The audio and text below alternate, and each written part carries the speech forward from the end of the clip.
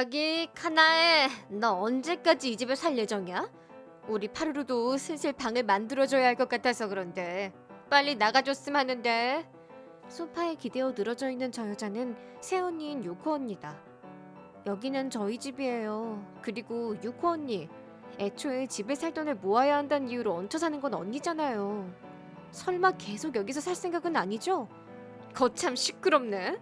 파루루가 초등학교 졸업할 때쯤이면 돈도 어느 정도 모았을 테니까 그때 나가주면 되잖아. 그때까지 파루루가 쓸 방이 필요하니까 네 방을 비워달라는 거지. 이해 좀 해줘. 결혼 전에는 어른스러워 보였던 새언니였지만 우리 집에 들어와 살기 시작하고 나서부터 본성을 드러내 우리 가족은 난처해하고 있다. 결혼은 곧 할 거예요.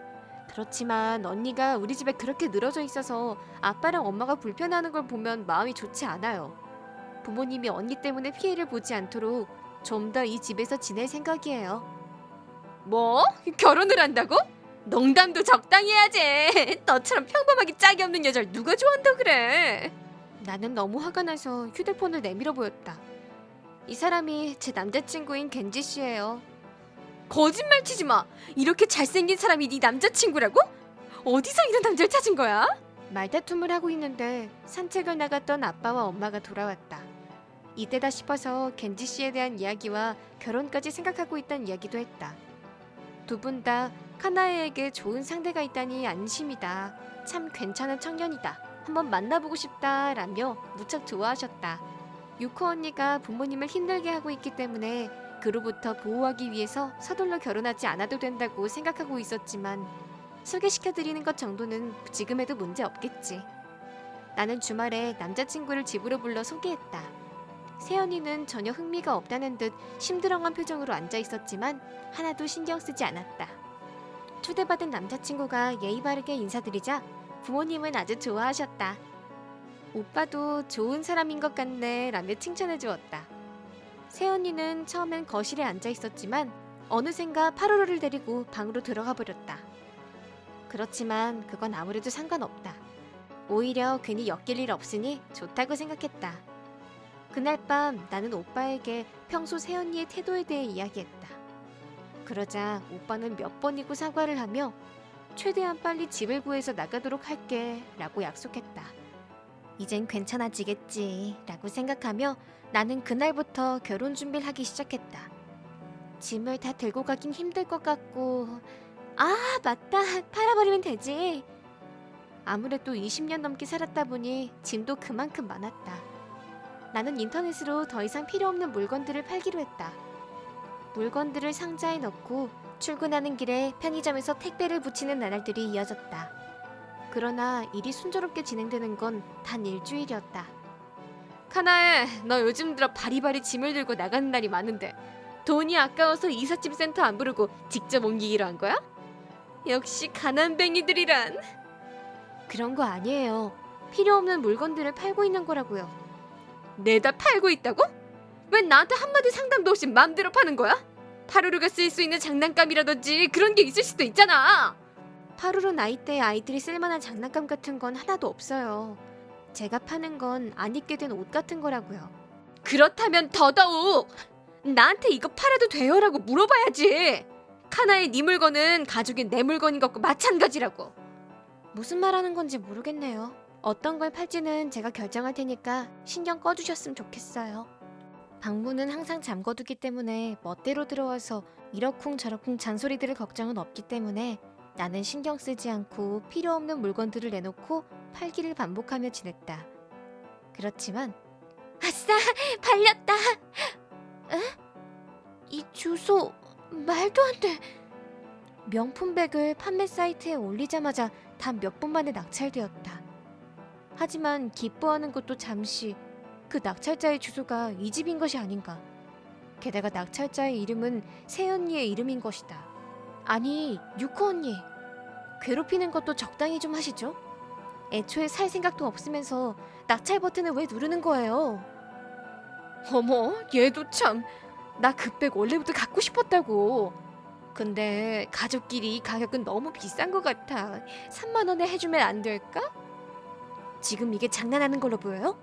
원래 50만 원짜리 가방이에요. 아무리 중고라고 해도 10만 원이면 엄청 싸게 내놓은 거라고요. 그럼 3만 5천 원에 살게. 돈 내는 사람은 나라고. 빨리 가방 내놔! 새언니는 활짝 열려있던 내 방에 멋대로 들어가 가방을 집어들었다. 나는 필사적으로 유코 언니를 저지했고 결국 언니와 나의 가방 쟁탈전이 되어 가방의 손잡이가 뜯어져 버리는 참사가 일어난 것이다. 나는 크게 항의했지만 새언니는 원래부터 끊어져 있었던 거 아니야? 이런 걸 판다고 내놓다니 너도 참 못됐다 라며 오히려 화를 내서 대화가 통하지 않았다. 마침 오빠와 부모님이 집으로 돌아와서 나는 울면서 방금 전의 상황에 대해 자초지종을 이야기했다. 그건 당신이 잘못했어. 가족 간에도 예의를 차려야 한다고 하잖니. 유코, 카나에에게 제대로 사과하려무나. 자기 편은 아무도 없다는 것을 깨달은 새언니는 무르퉁한 얼굴로 네, 정말 죄송하게 됐습니다 라고 하고는 방으로 들어가 버렸다. 뭐 말뿐이었지만 사과도 받았고 오빠랑 부모님도 내 편이 되어주었으니 이 이상 일을 크게 만들지 않기로 했다. 가방은 수선을 맡기면 충분히 고칠 수 있으니까 열받긴 했지만 나는 그냥 화를 참기로 했다. 그렇지만 이때 새언니에게 더 철저하게 대가를 묻지 않았던 것이 후에 더 큰 비극으로 이어진 것이다. 그날 나는 거실에서 TV를 보면서 꾸벅꾸벅 졸고 있었다. 창문으로 들어오는 따스한 오후 햇살에 몸이 노곤해져서 의식이 점점 흐려져 가던 그때 싹둑 싹둑 에?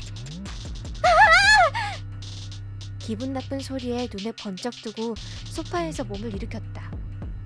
그러자 나풀나풀거리며 어깨에서 까만색의 무언가가 떨어졌다. 떨리는 손으로 만져보니 없어! 결혼식을 위해서 길러오던 머리카락이 없어! 어머나! 무슨 일이야 카나에? 어머 머리가 왜 그래? 파루루 그러면 안 되지. 자르는 건 색종이만 하라고 엄마가 말했잖니. 파루루가 잘났다고?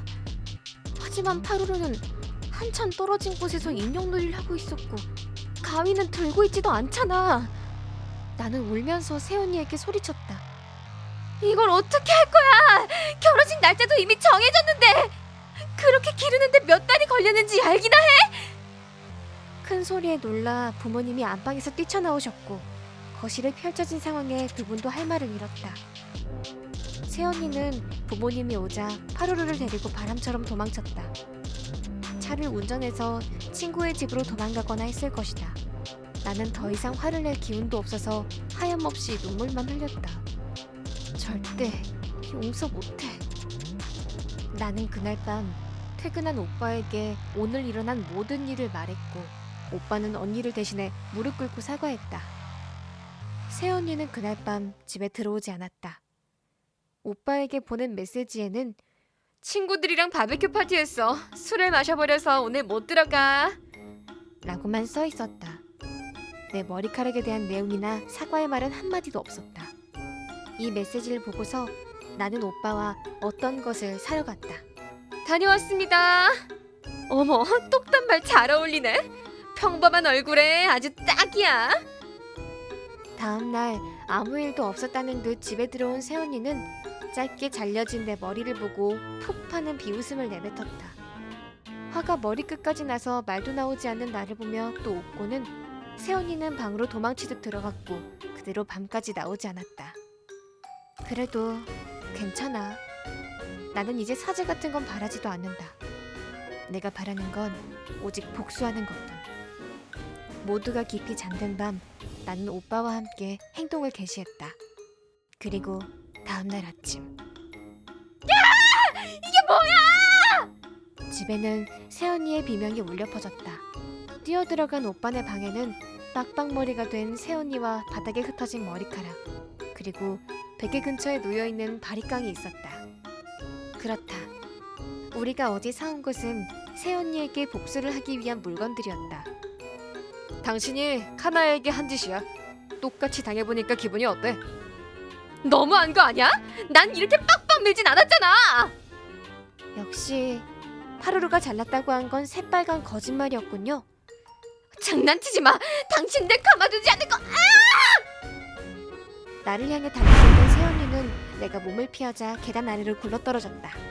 계단 아래 쓰러져 있는 새언니의 머리에서는 대머리 가발이 스르륵 벗겨져 바닥에 떨어졌다. 그렇다. 우리가 산 것은 대머리 가발과 바리깡, 그리고 새언니의 머리카락 색깔과 비슷한 가발이었다. 복수랍시고 진짜로 머리카락을 잘라버리면 상해죄가 되어버리기 때문에 머리카락이 잘렸다라고 착각하게 하기 위해 이런 도구들을 준비한 것이다.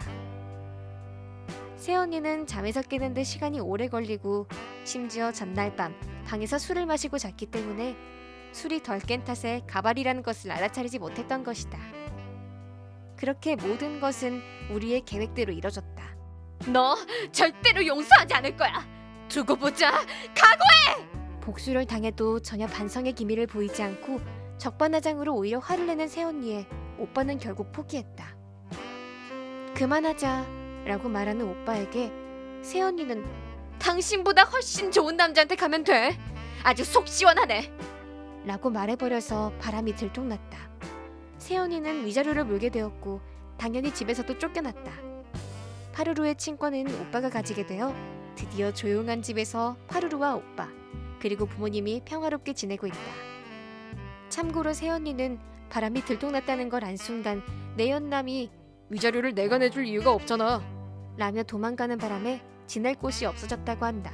지금은 친구들의 집을 전전하며 지내면서 술집이나 유흥업소에서 일하고 있다고 한다. 아, 내 머리는 말이지? 미용사인 친구가 감쪽같이 붙임머리를 해줘서 무사히 결혼식을 치를 수 있었다. 머리카락은 잃지 않았지만 다른 모든 것을 잃게 된 새언니. 두 번 다시는 우리 가족 앞에 나타나지 말라고.